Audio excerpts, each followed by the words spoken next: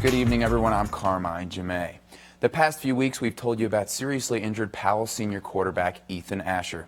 He's been in a medically induced coma since he flipped his truck on August 27th.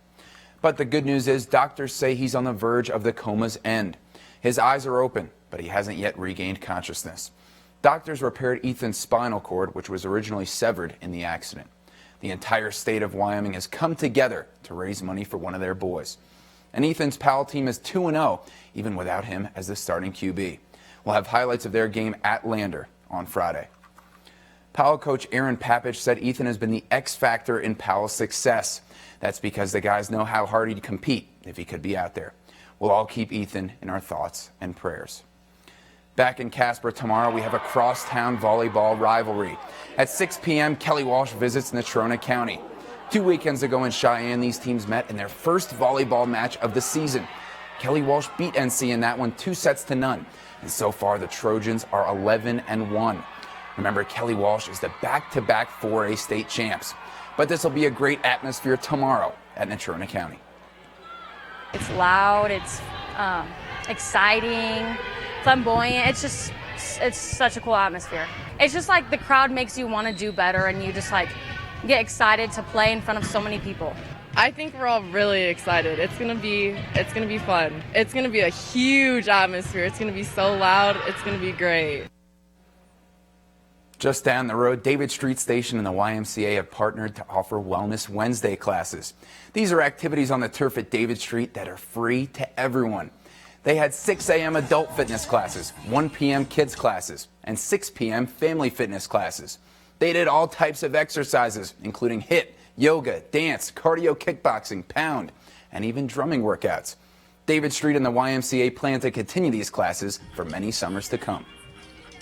We have different people coming to every different class, so it's a great way for them to try out a class from the YMCA, but also just get physically fit and enjoy David Street Station in a new way. I think just being outside in the outdoors and the beauty of Casper, you know, with the mountain here and a beautiful venue here at David Street, it's just nice. Staying in town, Casper College is hosting 2 days of races this weekend. They have the Dog Trek on Saturday and the TBird Trek on Sunday. The first ever Dog Trek is a 1.5-mile walk around campus with your pooch. All proceeds go to programming for student veterans at Casper College. Then Sunday is the 5th annual TBird Trek, including 2 half marathons, a 10K, and a 5K, and some peace signs. All the money from that race supports scholarships for the Casper College students. Is an opportunity for our campus and our community to bring their dogs up to Casper College and to explore our campus and just have a great time. Everybody loves their furry friends, so we're going to give them that opportunity. We have lots of support from the campus community, the Casper community at large, and we just have great volunteers. We have cheerleaders on the course, lots of snacks, and it's just going to be fun for everybody, weather permitting. And we buried the lead a little bit here. Former Cowgirls basketball coach Margie McDonald was just enshrined in the Naismith Basketball Hall of Fame. She was inducted as part of the Wayland Baptist women's basketball program, where she graduated in 1964. Before the days of NCAA women's basketball, Wayland Baptist won 131 consecutive games from 1953 to 1958. Margie is also a member, of course, of the Wyoming Athletics Hall of Fame after coaching the Cowgirls for 8 seasons. She won Conference Coach of the Year in 1979, and her team's 25 wins that season is still the second most in program history. From the Cowgirls to the Cowboys. After Saturday's game, Natrona County grad Logan Wilson is now top 10 in career tackles in Wyoming football history. Logan had 11 tackles against Texas State on Saturday and now has 340 for his career. He started the season with the second most tackles among active FBS players.